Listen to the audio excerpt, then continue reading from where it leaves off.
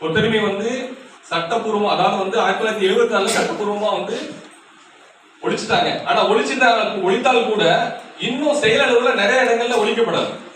சரிங்களா? கொத்தடிமைங்கிறது என்ன அப்படின்னா எல்லா விதத்திலையுமே சொல்லலாம். உதாரணத்துக்கு அந்த கொத்தடிமையினால முக்கியமா வந்து கொத்தடிமையில வந்து என்ன கிடைக்க பெறாது தெரியுமா? பணங்கிறது ரெண்டாவது விஷயம். பணத்தை அவங்களுக்கு கூலி கொடுக்க மாட்டாங்க. அங்க படிப்பு வந்து மறுக்கப்படுது, கல்வி. அது ரொம்ப முக்கியம். இந்த திரைப்படங்கள்லாம் கூட நிறைய அழகா எடுத்து கூட்டியிருப்பாங்க. என்ன பண்ணுவாங்க, கொத்தடிமையா போயிட்டோம்னு வச்சுக்கலேன், படிக்க கூட விட மாட்டாங்க. அந்த பசங்களையும் வேலை வாங்குவோம். சரிங்களா?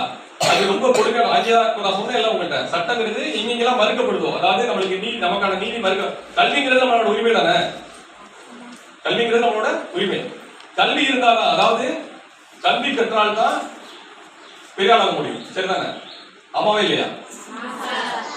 படிக்காதவங்க பெரிய ஆளாகிறாங்களா? பெரிய ஆளா வளருவாங்க. சரியா? சமூகத்துல நல்ல அந்தஸ்துல இருக்கிறது இல்லை. உதாரணத்துக்கு படிச்சவங்களை ஒரு படிச்சுட்டு ஒரு டீச்சர் எப்படி கூப்பிடுவீங்க?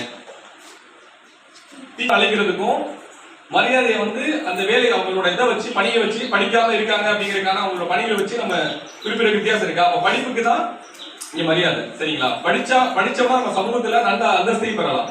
அதே மாதிரி இந்த கொத்தடிமையால என்ன ஆகுது அப்படின்னா, அவங்க வந்து அந்த கொத்தடிமை, அதாவது எல்லா இடத்துலயும் கிடையாது, சில இடத்துல என்ன பண்றாங்க அப்படின்னா சம்பளத்தை கொடுத்துருவாங்க. சம்பளத்தை முன்தொகையா, உதாரணத்துக்கு வந்து சம்பளம் அவங்களால கணக்கு பண்ண தெரியாது, படிச்சிருக்கணும்ல, படிக்கலங்கும் போது அவங்களுக்கு கணக்கு பண்ண தெரியாது. மாதம் வந்து ஒரு 5000 ரூபாய் சம்பளம் கொடுக்குறாங்க, வருஷத்துக்கு எவ்வளவு சம்பளம்?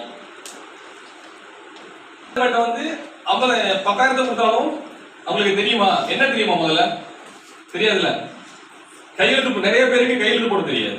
சரியா? அந்த மாதிரி உள்ளவங்க இவங்க என்ன பண்ணுவாங்க அப்படின்னா தலைமுறையா கொத்தடிமைங்கிறது என்னன்னா, ஒரு அப்பா அம்மா இருக்காங்கன்னு வச்சுங்களேன், அவங்க குழந்தை இருக்கு, அவங்க குழந்தைய கூட்டிட்டு போயிட்டு ஒரு செங்கல் சூளை இருக்குன்னு வச்சுங்களேன், செங்கல் சூளையில செங்கல் அடிக்க விடுறது. இவங்க ஒரு 10 கல் செய்வாங்க. அந்த குழந்தைகள் இருக்காங்கல்ல, குழந்தைகள் வளர்ந்தோம், அந்த குழந்தைகளே அதே வேலையை பண்ண விடுவாங்க. அவங்களுக்கு என்னன்னா, அவங்களுக்கு எதுவுமே தெரியாது. இப்படியே செங்கல் அடிக்க வைக்கிறோம், அதுக்கான ஊதியம், அந்த ஊதியத்துக்கு இப்ப தம்பி சொன்னாங்கல்ல, 12 மாசத்துக்கு வருஷத்துக்கு வந்து 5000, மாசத்துக்கு 5000 ஊதியம்னா வருஷத்துக்கு 60,000. அந்த மாதிரி அவங்களுக்கு எந்த ஊதியத்தையும் பிரிவினை சரியா கால்குலேஷன் பண்ணி எல்லாம் கொடுக்கறது இல்ல.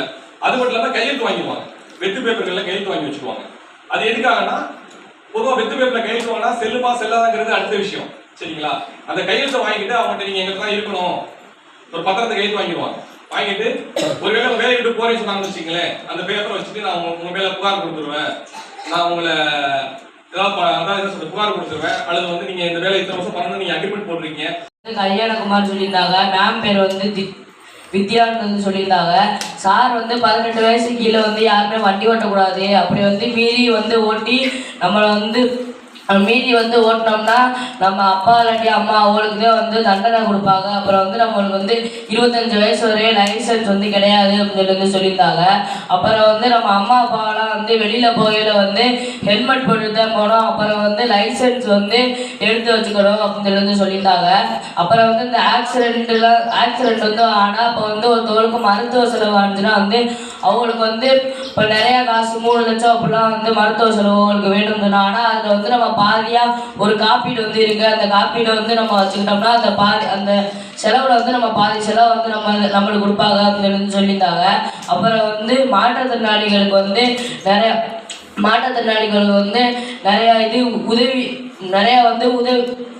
நிறைய டோல்கேட்லாம் வந்து போகிற வண்டியெல்லாம் வந்து நிப்பாட்டி அவங்க வந்து ஒரு வரி பணம் கேட்பாங்க. வந்து மாற்றுத்திறனாளிகளுக்குலாம் அப்படி வந்து கிடையாது அப்படின்னு சொல்லியிருந்தாங்க.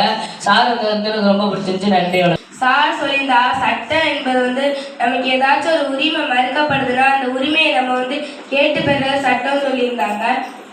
அதுக்கப்புறம் வந்து 18 வயதுக்கு உட்பட்டவர்கள்லாம் வாகனம் ஓட்டக்கூடாதுன்னு சொல்லியிருந்தாங்க. அப்புறம் வந்து 18 வயதுக்கு உட்பட்டவர்கள் வந்து வாகனம் ஓட்டி ஏதாச்சும் விபத்து ஏற்பட்டுச்சுன்னா அவங்களுக்கு வந்து 25 வயசு வரை வந்து அவங்க வந்து ஓட்டுநர் உரிமம் வந்து பெற முடியாதுன்னு சொல்லியிருந்தாங்க. சார் சொல்லியிருந்தாங்க, நம்ம வந்து ஓட்டுநர் உரிமம் பெறாமல் வாகனம் ஓட்டக்கூடாதுன்னு சொல்லியிருந்தாங்க.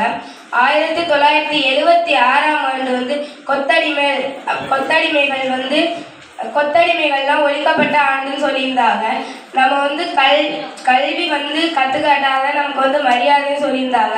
சார் சொல்லியிருந்தாங்க, கொத்தடிமைகள் அப்படின்னா இப்போ வந்து ஒருத்தன் வந்து அவளுக்கு ஒரு அவசரம்னா பணம் வாங்கிட்டாங்கன்னா அதுக்கு வந்து அவ வந்து வாழ்நாள் முழுவதும் கொத்தடிமைகளாகவே வேலை பார்ப்பாங்க.